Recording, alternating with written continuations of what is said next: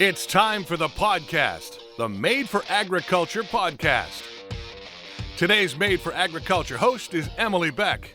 All right, so welcome to the Made for Agriculture podcast. I am your host, Emily Beck, and today we are on the campus of University of Missouri. We're going to be talking with Dr. Kelly Wilson. She is the Associate Director of MU Center for Regenerative Ag. She also is an assistant professor here. And then we have Bethany Bedeker, who is the cover crop outreach manager for MU Center for Regenerative Ag. And we're not only on the MU side, we also have another MFA employee here. We have Lane Groce, who is MFA's livestock specialist. He covers 20 counties, mainly in the central and west central part of the state. So we will dive in a little bit deeper. So we had some discussion on past podcasts, but also some articles in our magazine regarding the Center for Regenerative Ag, how it came about, what kind of practices they had. They have 8 wonderful incentive programs that they're pushing out throughout the entire state. And so, Kelly, if you'd like to dive a little bit deeper, kind of how last year went and maybe some of the programs you guys have. Yeah, cool. So we're talking today about our Missouri CIRCLE project, or the Missouri Climate Resilient Crop and Livestock Project. CIRCLE is shorter, so we're going with that. And as you said, we launched the program in April 2023. And this is funded under this new USDA funding program that was announced the year before by Secretary Vilsack. And our project is a $25 million. 70% of that is going towards these incentive payment programs, trying to get that money right through, as you said, these 8 tailored incentive payment programs. So we had a good first year, starting with cover crops, which Bethany will talk a lot about. Definitely our biggest project or program, I'd say. And there we had about 440 unique farmers, producers enrolled, about 2,805 fields individually enrolled, and about 70,000 acres. We also opened our Regenerative Grazing program. So that's kind of rotational grazing, prescribed grazing with some enhancement. We had 80 folks signed up for that, about 8,000 acres total.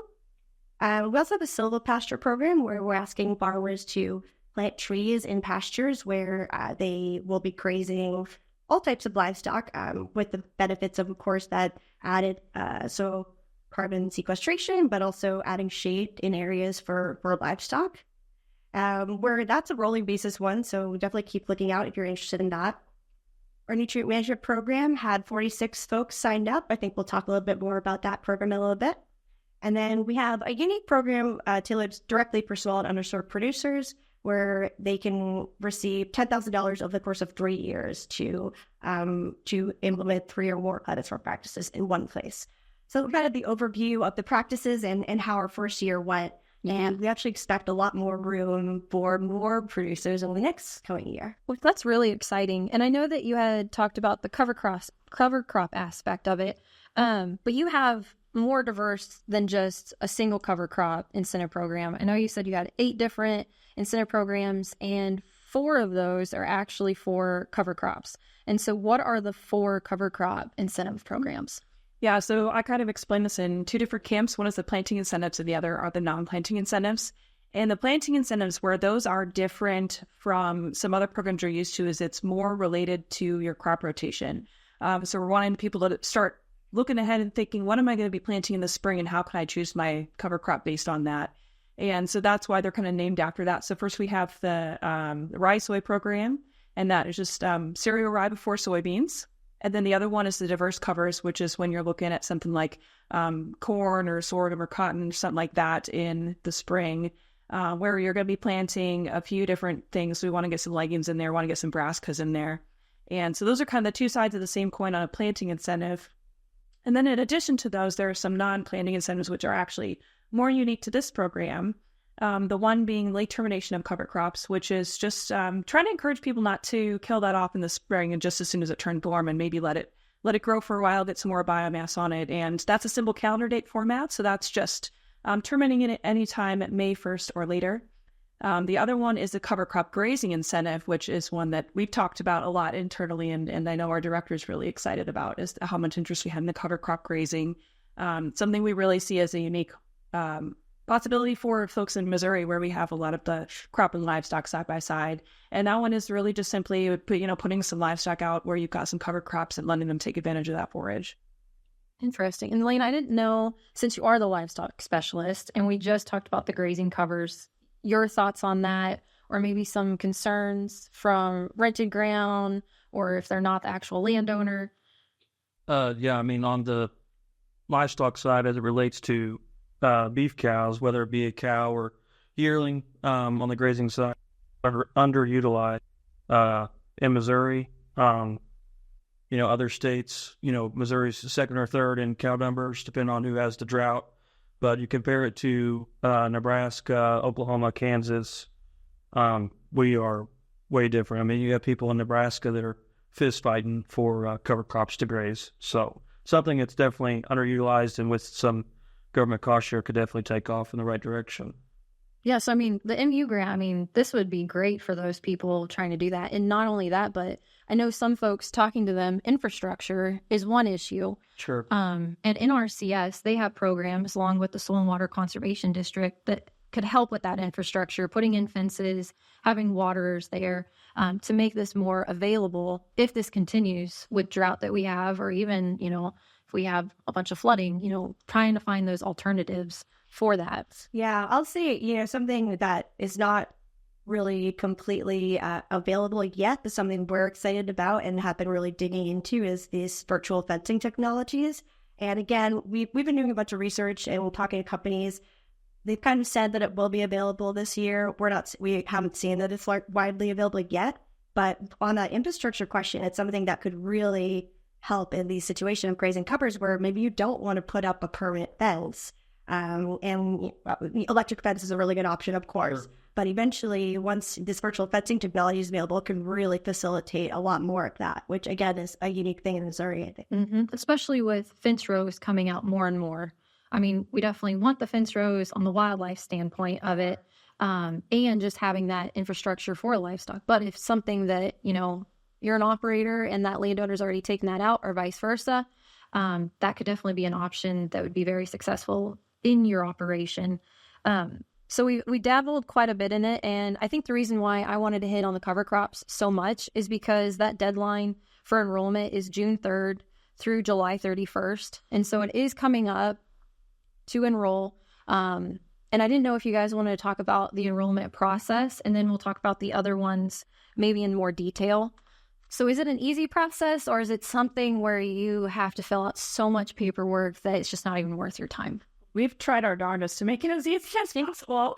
But a little bit of it will depend on your comfort with technology. So we are available to help folks if that's not their strong suit. But we do like to tell people up front that the application is online, and then later on throughout the year, the documents that you will need and the reports and stuff will also be online. So we're a small team, we're not staffing offices across the state. And so that's the best way that we have to be efficient.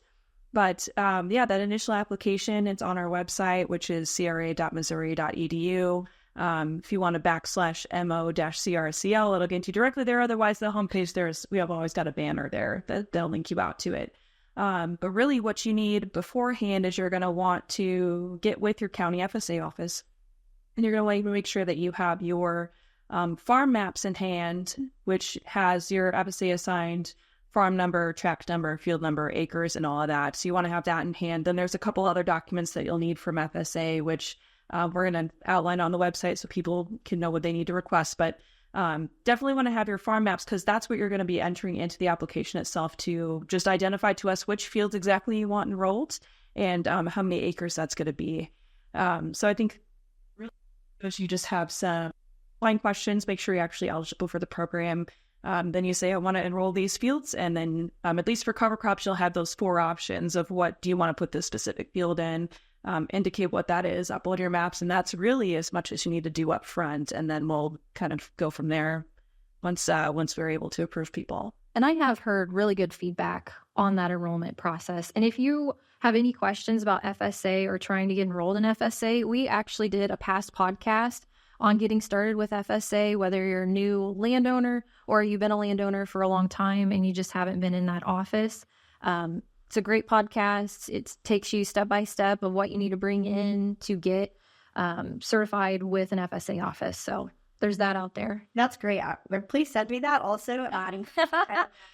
Especially with smaller farmers or newer farmers, they're the ones maybe who don't have it as much. Yeah, we have had, so I've been working with a lot of them, and it's been pretty easy for them to get their episode records, oftentimes over the phone and sending things through emails. Sometimes with the mapping, you need to go out and somebody needs to come get a map, but it's pretty easy actually. But we do want to make sure folks know that they have to have that stuff established.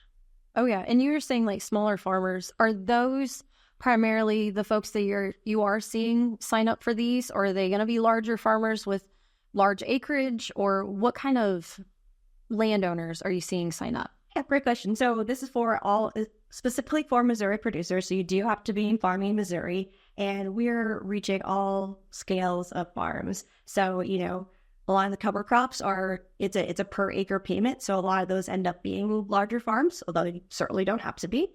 But then, so for the smaller ones, it's more that $10,000 over 30 years, because if you are a vegetable farmer with 1 acre, it doesn't make sense to get a $25 cover crop cost share, right? Mm-hmm. So we're trying to really, the beauty of Missouri is that we have so much diversity in what we grow. And so we want to be able to kind of offer these for a whole range of producers. Oh, yeah. Yeah, that's going to be amazing. And I always forget to say this. So you're talking about acres and dollar values. I always forget to add this part, but there is like a cap. So similar to how the Soil and Water Conservation Attempt has a cap for those familiar with that program. Ours is pretty similar. It's like $10,000 per enrollment and then $20,000 over the lifetime of the project. So acres. Dollars. Okay. Yeah. So I had some folks last year that they maxed out on their cover crop enrollment. So they, whether it was 9999.9 and they didn't even hit the cap, they could enroll for, again, this year, they'll be done with our program. And what we're trying to do is put together some other suggestions for things they could go to after that. But that's something to keep in mind when you're considering, some people are eligible for multiple programs. So just kind of evaluate where you want to allocate your cap and your limit. Mm-hmm. And so can you double dip with the USDA? Great question. Yeah. So you on the same field, you cannot have a cost share for cover crops and in one of our programs for cover crops on the same field. If you have 10,000 acres, you could enroll 5,000 in their program and 5,000 in our program. Okay. So the answer is you cannot be paid for the same practice on the same field. You can't double dip in that way. Okay. That definitely helps, especially with being in the USDA, whether it's NRCS or Soil and Water District, those kind of funds. That's definitely good to know. I know that you guys have the regenerative grazing. So we were talking about the cover crops. Regenerative grazing, that's something that's kind of regenerative is kind of thrown around a lot. One of those buzzwords.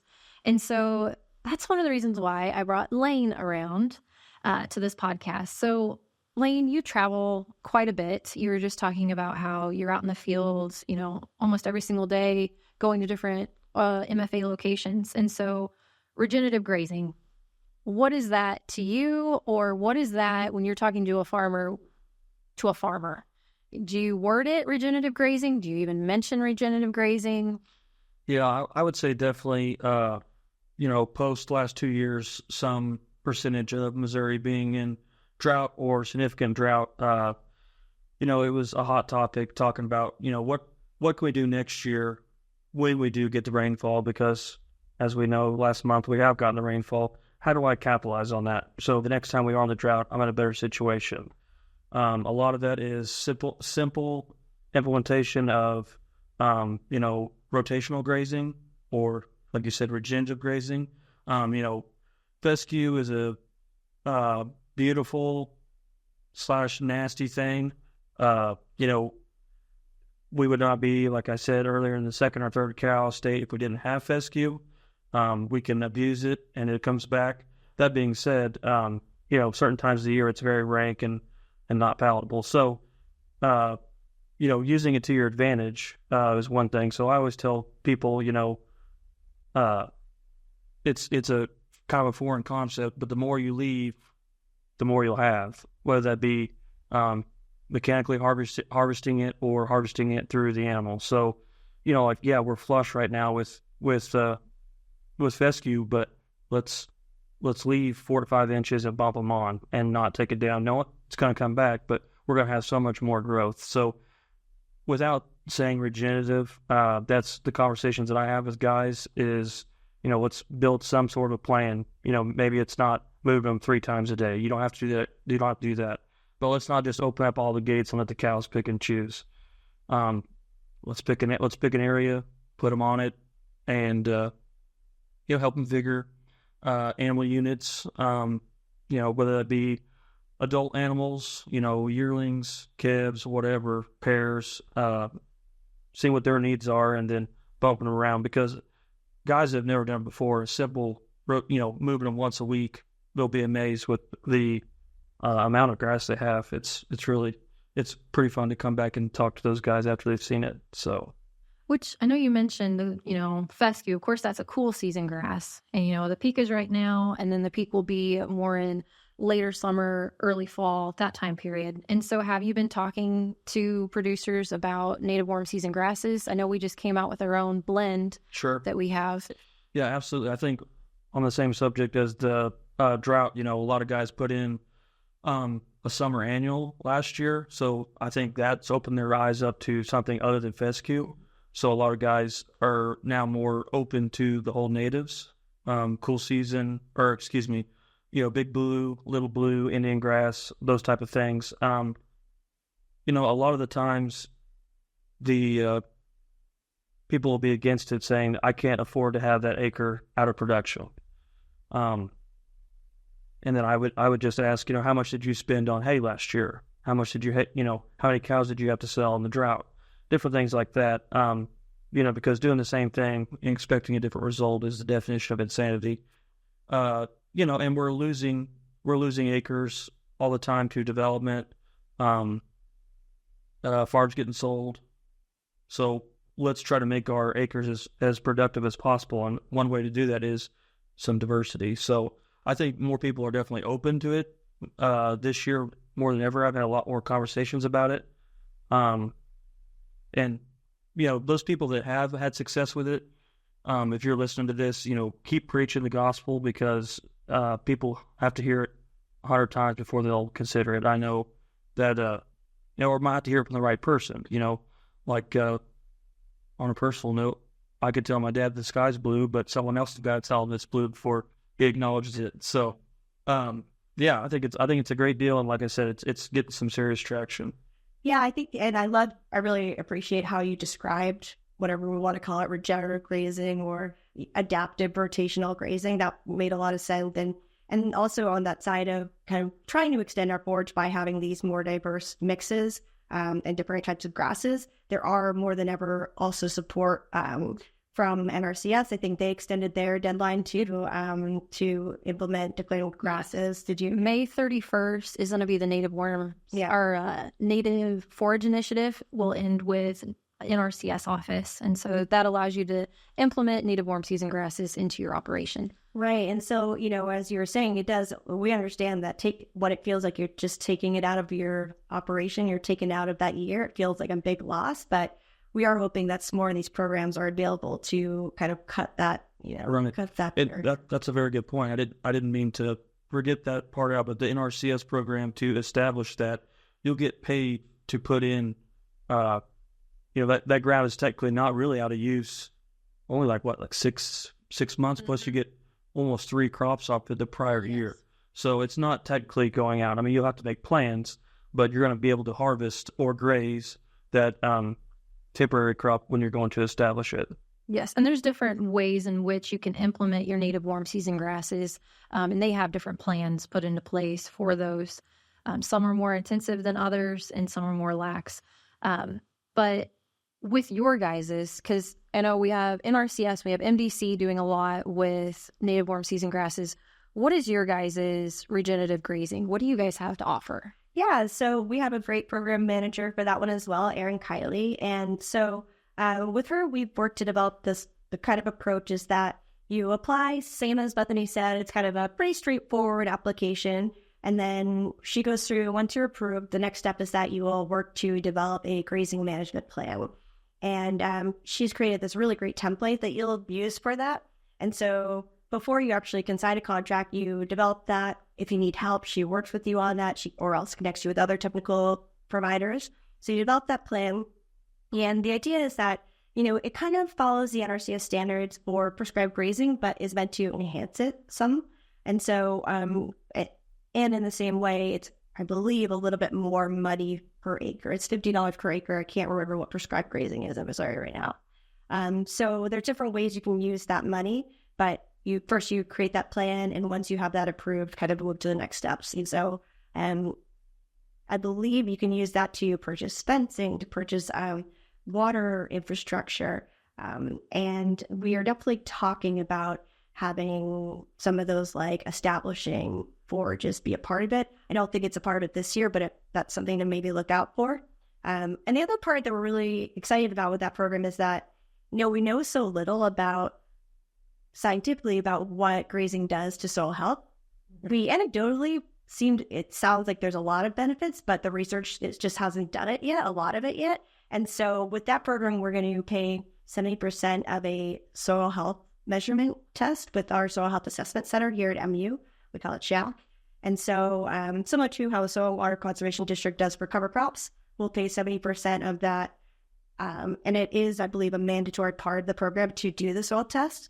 But the idea is really to start understanding more, even as we're getting more Missouri producers to do this rotational grazing, to really start seeing these different soil health indicators, what the benefits are. So we're really excited about that, and of course, all of that is information that we will provide back to the producer. Oh, yeah. On the $50 an acre, you said fencing and water, and some of the establishment costs as in seed. Do you know if there's a fertility piece of that? Is that qualifying that, or is that something out of producer's pocket? I do not believe that there's a fertility piece, but I'd have to follow up on that. Sorry. I was just thinking of in the producer's shoes. That's something they're gonna ask. Yeah.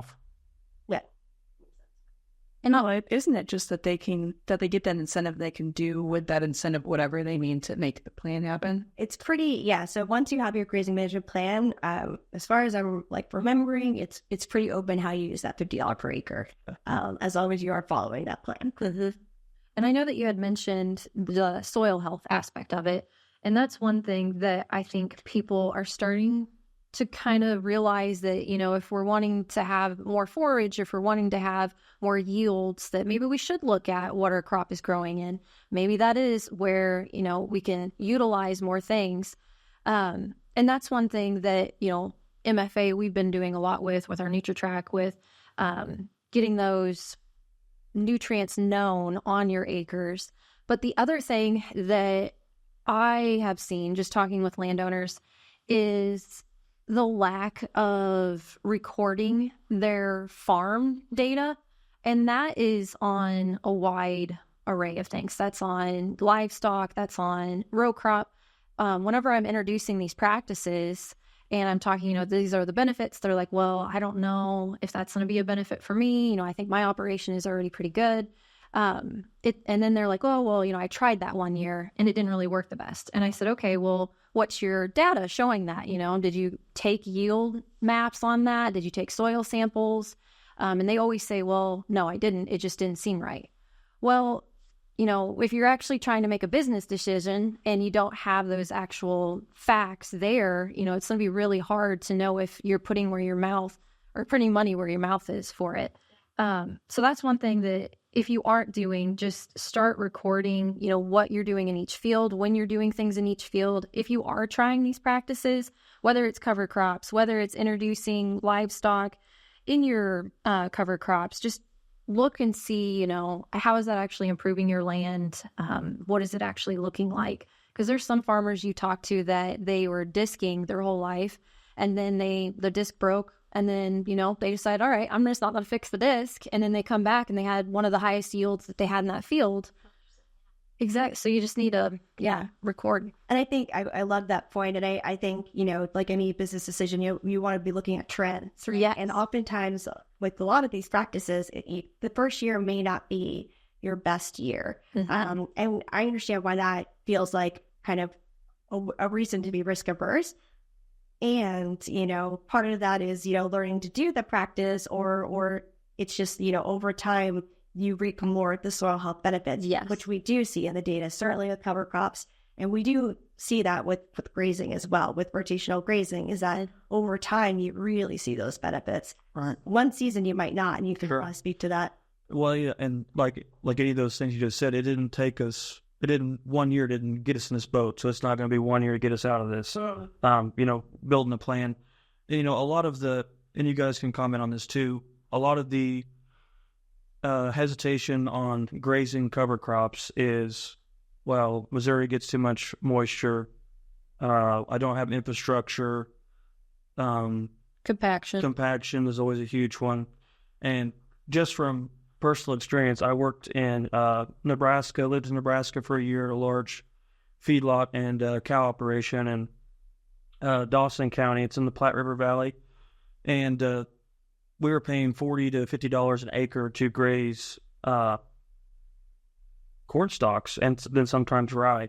And that area average, I looked it up for last year, was 234 bushel corn. And I mean, every single section had cows on it. As soon as harvest happened, cows were coming off grass, going to that before going to calving lots. So you can't tell me that it doesn't work. And we already said, but talk about forage extension, right? Like having that source is so major. Sure. No, I agree. And so with this all, we also have the nutrient management and 4R approach. And we can just lightly touch on it, but I think in a future podcast, we'll also talk with Mitch and Andrea Rice. Andrea, I always get her name wrong, with the Missouri Fertilizer Control Board, since they are a partner in that one especially. And we'll have a podcast on there just kind of explaining it, because that one doesn't open up until August 1st and it closes September of this year as well. And so I guess the other thing that I wanted to discuss with you guys is, having went through a year, having discussed a lot of things with landowners, what concerns or maybe even success stories, that word gets me, did you guys have with these incentive programs? Well, I'll start by saying this has been such a learning process, launching a whole new incentive program which none of us had done. We have been lucky to have some really great consultants, one of which is a former NRCS county agent. And so that's been really helpful for that institutional knowledge, because this is really new for us. And so there was a lot of kind of in the first year, sometimes where, the application was quick, but maybe other steps were delayed. And so, we know that producers at points felt some of those delays, and so we've been trying to be as proactive as possible to kind of deal with that. And Bethany, you want to speak to any of kind of the challenges you've faced? Oh, for cover crops, mostly cover crops was first. Yeah. So out of the gate. Yeah. And it was very quick after we got our funding kind of released. And so we want to do stuff right away, get stuff going. And then it was very iterative after that. And now we have this available, and okay, now do this online. And so there was less upfront information than we wanted it to be. But gosh, we had a lot of people really stick it through, and we've gotten some really great feedback about how that's gone for the first year. Just a lot of people said it was a very positive experience for them, and they thought it was pretty easy. And a lot of our first year folks are really excited to re-enroll this year. And so hopefully their year 2 experience will be even better, because we will have worked out a lot of the kinks and have a lot of information available ahead of time. Yeah, and I'll say, for year 2, we definitely, if you were one of the producers who are in the year 1, you will not have the same delays. It'll be much more, we're ready for everything. But I'll also say, Bethany said that, I mentioned how this is an online application, but we are also here to be on the phone to fill it out for you if you need. Bethany is there for cover crop folks. We have other folks who are there. So if you aren't as comfortable with technology and would rather do it that way, we're very open to talking on the phone and making sure you're set up that way throughout the process. So we really want this to be for anyone who is interested. Yeah, so if you go on our website, there is a contact person on every individual page. Exactly. So I think my phone number's on there, my email's on there, and there's a contact for each program. So Aaron's is on there, Noel's is on there, yours is on there. Yeah. And I know that just talking with landowners, because I have a lot of landowners ask me about all the different incentives that they could sign up for, all the way from carbon credits to cover crops to even nutrient management. And so this is one of them that I have had really good feedback from you guys. And that's why I wanted to do this podcast with you, is because they said that they really liked it. It was very straightforward, very easy to actually enroll on. And that can't be said for a lot of these grants that were received from the Climate Smart Initiative, because that's where it's coming from. There was a lot of them. I think it was 114 grants that got approved. Yeah, I think including the second round, there's around 140, but I could be wrong. Yeah. Yes. But a lot. Yes. And they touch multiple states. So where our project is just Missouri, but, we're supporting a project that's like multiple states. And there's a lot of confusion out there, which we totally understand. Oh, yeah. Yeah. And that's where I think a lot of landowners are like, well, where should I look? And what should I do in order to navigate through this? That being said, do you guys have any input for landowners on that, or operators or growers? Is there a good source? Trying to make a lot of silence. Definitely, it's been building, kind of trying to create kind of matrix or tables and showing, for Missouri, Midwest, different states, like what the opportunities are by practice.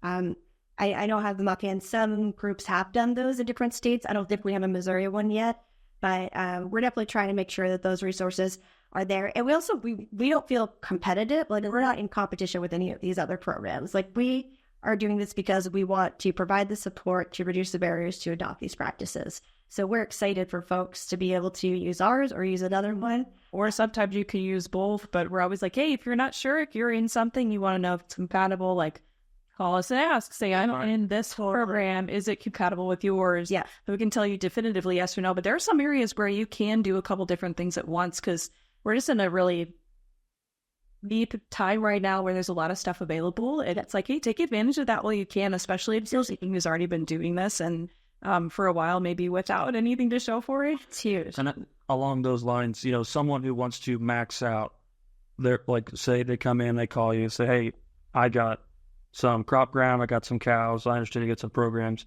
How can I max this out? What does that look like? Do I, if I'm going to beans on the corn ground next year rotation, I put in the rye. Can I, how can I make this the most use of this program? I know you said there were some maxes on it, but I guess within 1 year, would it be advantageous to focus on one to max out, or would it be spread your cost across the board? If you were, say, a row crop / livestock operation. Start getting into our own personal opinions. And maybe this is a little bit of my perspective as a program manager, but I kind of feel like just stick with, if you could max out on one, you have the ability to do it. Max out on one and then be able to really focus on it rather than kind of spreading yourself thin, and because it's going to be repetitive paperwork and stuff like that. So if you have the ability to be like, I'm going to take my full year one maxing, I'm going to do it all in cover crops, that's great. If you're somewhere where you're like, I only have, 100 acres or so, I'm going to do, and it's a mix of pasture and row crop, do as much as you can per year. And even if, we talked a lot about like, 2 years, you're going to, that assumes everyone's going to max out. If you're someone where you're not even close to that max, you might do a couple years of cover crops and a couple years of grazing and all that. Yeah, I would say rather than do a little bit here, and if you can all put it in one program, I think it's going to make your life a little bit easier. But we've got people that are enrolled in like up to 3 things. Yeah, I agree, Bethany, for sure.